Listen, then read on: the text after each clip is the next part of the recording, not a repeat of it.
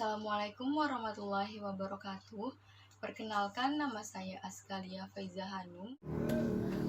Perkenalkan, nama saya Anifa Agustina Simanjuntak dari kelompok 5. Assalamualaikum warahmatullahi wabarakatuh. Perkenalkan, saya Asya Anandita Pratama. Assalamualaikum warahmatullahi wabarakatuh. Perkenalkan, nama saya Nia Asriani dari kelompok 5. Assalamualaikum warahmatullahi wabarakatuh. Perkenalkan, nama saya Rahmani Oktaviani dari kelompok 5. Assalamualaikum warahmatullahi wabarakatuh. Perkenalkan, nama saya Tamira Abigail. Saya dari kelompok 5. Membahas mengenai Bank BRI Indonesia. Analisis tahun 2019. Bank BRI mulai go publik sejak tanggal 10 November 2003, di mana 30% kepemilikannya dilepas ke publik. Ketika itu, harga saham BBRI ditutup pada posisi Rp98 per lembarnya. Bandingkan dengan harga saham BBRI saat ini yang per tanggal 25 Februari 2019 mencapai Rp3.960 per lembarnya. Dilihat dari kepemilikannya, per tanggal 27 Februari 2019, saham BBRI sebanyak 56,751% dimiliki oleh negara Republik Indonesia dan sisanya dimiliki oleh publik. Dari 43,25% yang dimiliki oleh publik, ternyata 81%-nya dimiliki oleh asing dan hanya 19% yang dimiliki oleh investor domestik, berdasarkan pada data dari KSI per 31 Januari 2019. Bank BRI pada bulan Januari 2019. Saham Bank BRI adalah salah satu saham terfavorit di Bursa Efek Indonesia. Selain karena ia adalah saham blue chip sektor perbankan, saham BRI juga termasuk saham yang mempunyai fundamental terbaik. Tidak ada yang meragukan kualitas BRI yang setiap tahunnya terus membukukan pertumbuhan laba bersih hingga membuat sebagai perbankan dengan aset di atas 1.000 triliun di Indonesia. Tidak banyak perbankan yang memiliki jumlah aset di atas 1.000 triliun rupiah, dan BRI mampu menjadikan dirinya sebagai salah satu perbankan dengan aset sebesar itu. Bank BRI didirikan pada tahun 1968 dengan nama PT Bank Rakyat Indonesia Persero yang selanjutnya disebut BRI, dengan ruang lingkup usaha di industri perbankan seperti sama hal lainnya dengan Bank BCA, Bank Mandiri, dan Bank BNI. Saham Bank BRI meluncur di bursa saham pada tahun 2003 dengan harga saham pada saat IPO dilepas sebesar Rp875 per lembar. Dan kini harga saham Bank BRI menyentuh rekor tertingginya pada Rp4.760 per lembar setelah mengalami satu kali stock split pada tahun 2017 silam dengan rasio 1:5. Yang artinya dengan harga tertinggi tersebut, maka harga saham Bank BRI sebelum stock split di Rp23.800 per lembarnya. Sehingga pada saat harga puncak tersebut, saham Bank BRI telah tumbuh sebesar 2,7%. Di sini saya akan menjelaskan analisis fundamental BBRI. Pada tahun 2019, BBRI mampu mencatat kinerja yang baik menjadi 9,18%, yang awalnya 111,6 triliun menjadi 121,8 triliun pada tahun 2019. Nah, peningkatan pendapatan ini didominasi oleh pendapatan bunga yang mencapai 9,2% menjadi 118,4 triliun. Sedangkan pendapatan syariah tumbuh menjadi 9,7%. Nah, keduanya memiliki porsi yang berbeda atas lokal pendapatan BBRI, di mana pendapatan bunga masih memimpin jauh mencapai 97%, sedangkan pendapatan syariah masih menjadi 3%. Ini artinya bahwa bunga masih menjadi pendapatan umum dibandingkan pendapatan syariah, yang masih belum bisa menjadi alternatif orang-orang atau memiliki posisi yang kuat untuk mampu mengangkat atau meningkatkan dari total pendapatannya. Nah, selanjutnya meskipun begitu, pertumbuhan pendapatan bunga ini menunjukkan bahwa kredit BBRI masih berjalan dengan baik, karena dari 2018 ke 2019 bisa mampu menaikkan dengan bank yang umum, terutama dari sektor UMKM. Sebagai pengetahuan saja, BBRI ini menggarap segmen UMKM dan sektor ekonomi kelas menengah ke bawah, sehingga ketika di pedesaan kita akan dengan mudah memenuhi kantor ATM BBRI. Nah, laba bersih dari BBRI tahun 2019 ini menjadi 36,7%, yaitu menjadi 39,5 triliun dibandingkan dengan laba bersih tahun 2018 sebesar 28,9 triliun rupiah, sehingga tercatat sebesar 281 rupiah. Nah, bisa dilihat juga dari sini, dan perlu dicatat juga bahwa laba bersih BBRI yang sebesar 39,5 triliun rupiah ini, bukankah semua laba ini yang dihasilkan oleh BBRI, sehingga menilai sebesar itu dapat memanipulasi sebuah analisa yang membuat keputusan atas analisa tersebut menjadi buruk. Nah, lalu laba BBRI ini sebesarnya berapa? Laba BBRI sebenarnya adalah 34,4 triliun rupiah dan 5,1 triliun rupiah. Sisanya didapatkan dari pendapatan lainnya, seperti surplus hasil revaluasi aset dan surat-surat berharga yang belum tentu saat dicairkan nilainya tetap sebesar itu. Jadi, kita bisa lihat dari sini, dari tahun 2018 ke 2019 BBRI mengalami peningkatan. Gitu. Oke, next. Di sini valuasi BBRI. Saya akan menjelaskan secara valuasi book value BBRI adalah 1,673 rupiah per lembar. Ya, nilainya BBRI ini 1,673 rupiah per lembar. Nah, sehingga dengan harga ini tahun 2019 per lembarnya menjadi 3,030, maka sebesar 1,8x. Sedangkan per BBRI sendiri tercatat sebesar 10,86x. Sebagai tambahan aja nih, BBRI ini rutin membandingkan dividen secara rutin, di mana DPR terakhir BBRI tercatat sebesar 60,2%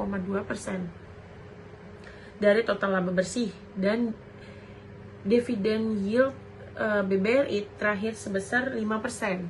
Jika Anda membeli BBRI saat ini untuk mendapatkan dividennya, maka lupakan saja ya, karena BBRI telah membagi saham BBRI. Oke, di sini saya mengambil data dari blogsaham.com. Nah, harga saham kalian bisa lihat dari sini semuanya. Harga saham BBRI tercatat pada tanggal 7 April 2020 sebesar 3,30 per lembarnya. Dan bisa jadi di saat Anda membaca ulasan ini, harga BBRI telah berubah baik atau naik turunnya sekarang, tapi nggak penting juga, karena yang terpenting saat ini potensi pada pola pergerakan harga terkini. Kalian bisa lihat sendiri ya. Sini ada gambarnya, mulai dari tahun 2011 mengalami turun naiknya harga saham BBRI. Nah, dari tahun 2016 BBRI mengalami kenaikan dan penurunan lagi di tahun 2017. Lalu mengalami penaikan tapi tidak langsung naik ke atas. Nah, di tahun 2018 harga per lembarnya ini naik semua dan mengalami keuntungan pastinya yang membeli, dan tetap stabil. Nah, di tahun 2019 itu mengalami keturunan, tapi tidak lama, cuma dalam yang membeli, dan tetap stabil. Nah, di tahun 2019 itu mengalami keturunan, tapi tidak lama, cuma dalam waktu setahun. Di tahun 2000 menjelang 2020 BBRI mengalami kenaikan dan penurunan yang sangat normal. Jadi dalam perhitungan saham ini, penurunan ini masih dianggap normal, tidak parah dan tidak buruk. Nah, saat ini BBRI berada di area support tahun 2018, di mana potensi meraih keuntungan pada saham ini sangatlah besar. Jadi ekuitasnya sebesar 208,7 triliun berbanding dengan 185,3 triliun rupiah pada tahun 2018. Jelas dengan harga sekarang Anda diberi harga jauh lebih murah dibandingkan pada tahun 2018.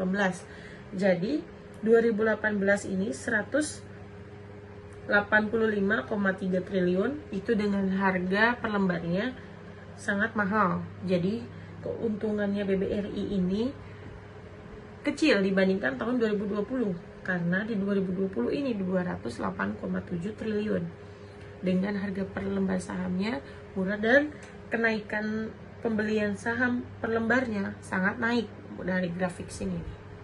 Tuh. Oke.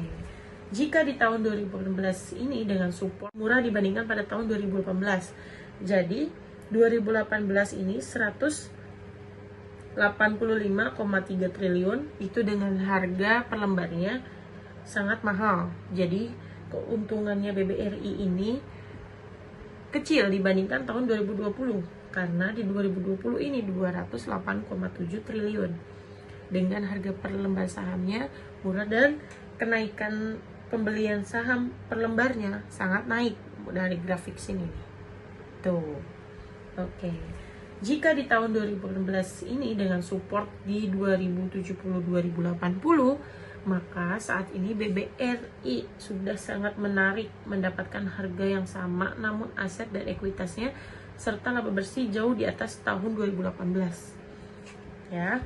Oke, next.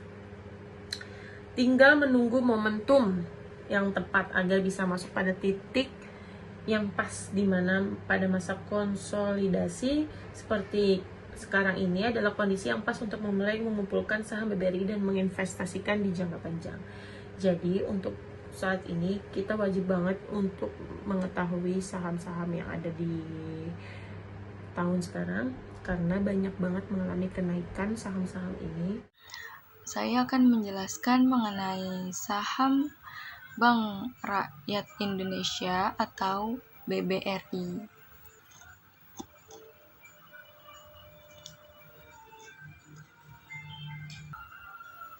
Harga saham sejumlah emiten perbankan terus membaik sejak awal tahun 2021 seiring dengan mulainya tekanan yang sudah mulai mereda.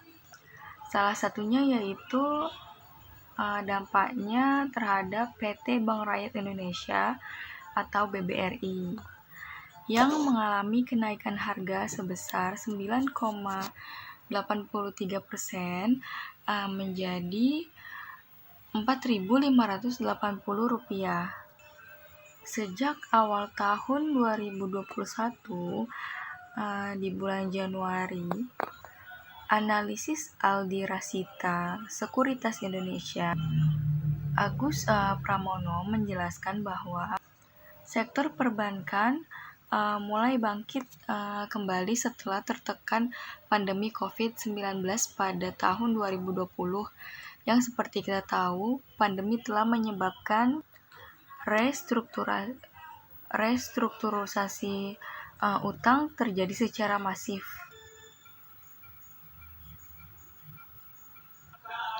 Namun Bank BRI tetap direkomendasikan untuk beli saham dengan target harga sebesar Rp5.400.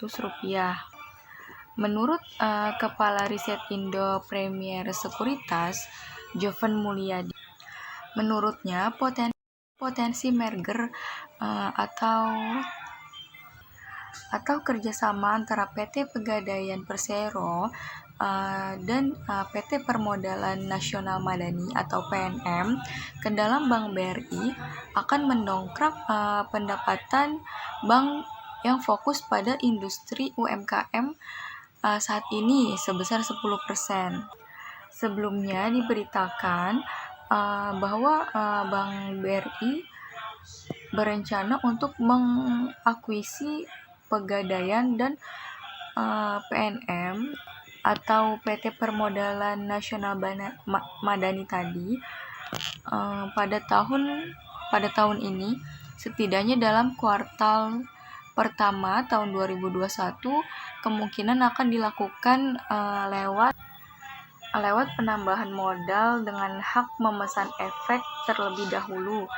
Apabila itu terrealisasi, aksi merger atau kerjasama antara Bank BRI dengan Pegadaian dan PNM ini akan membawa posisi Bank BRI menjadi pemimpin pasar atau market leader dalam kreditur mikro.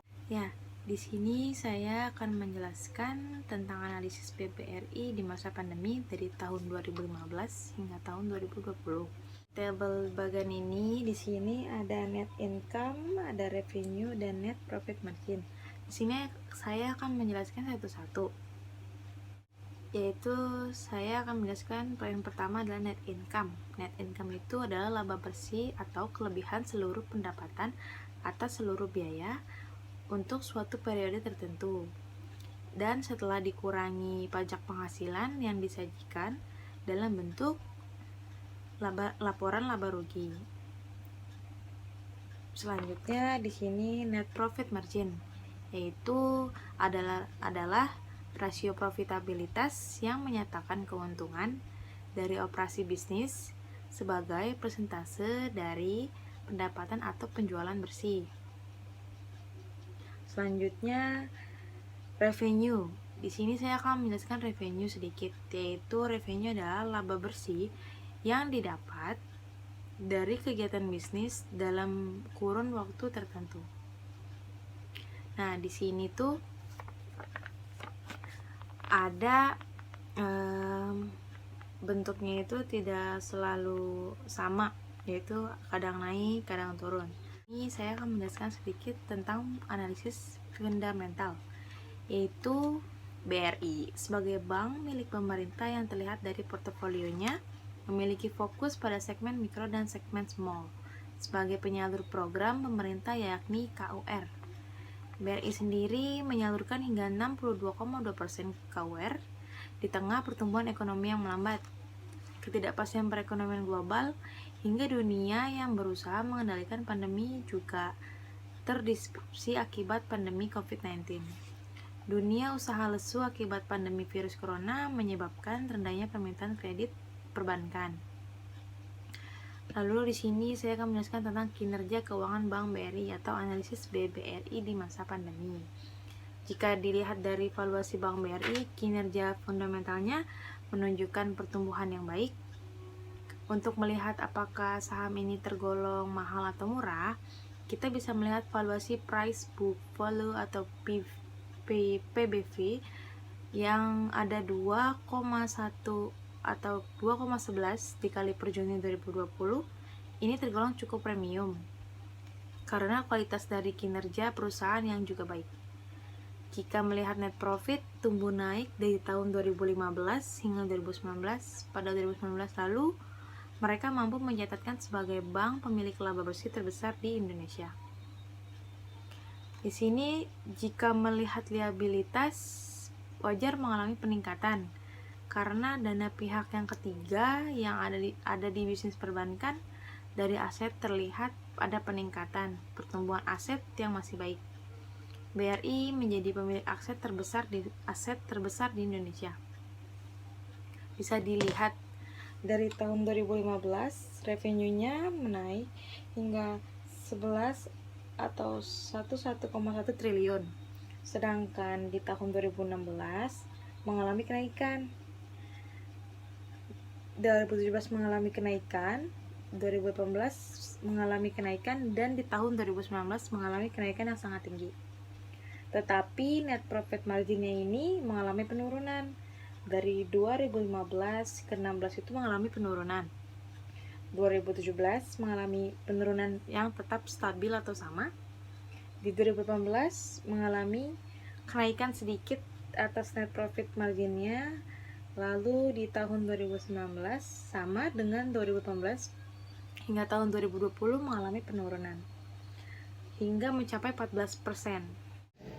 Melihat laporan keuangan konsolidasi per Juni 2020, analisis CAR adalah salah satu indikator penting untuk industri perbankan.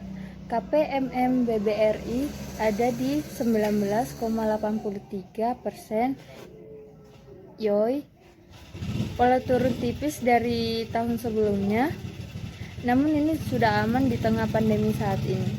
Semakin besar nilai KPMM akan semakin baik karena menunjukkan seberapa kuat modal suatu bank. Jika turun secara signifikan, maka bisa diprediksikan berisiko bangkrut karena tidak mampu membayar kewajiban pada nasabahnya.